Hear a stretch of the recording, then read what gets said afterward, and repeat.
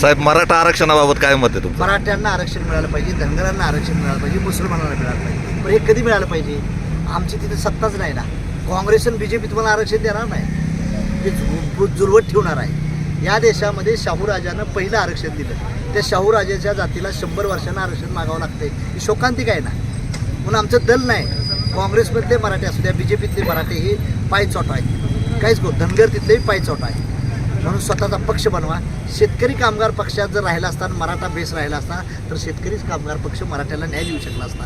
पण काँग्रेस पक्षानं मराठा समाजाचा सत्यानाश केला. तीच अवस्था भाजप करते आणि तीच अवस्था धनगराची करते, मुसलमानाची करते. नुसतं आपलं मोठं बोलण्यात काय अर्थ आहे? आम्ही मंत्री झालो का आपलं गोळ बोलायचं, हे करायचं आणि कायद्यानं अडचण येते म्हणून सांगायचं. आणि कायदा बनवायला लागतो 10 मिनिटात. PM ला JR काढल्यानंतर लगेच मिळू शकते. मराठ्यालाही रिझर्वेशन देऊ शकताय तुम्ही, मुसलमानाला देऊ शकताय, धनगराला देऊ शकताय.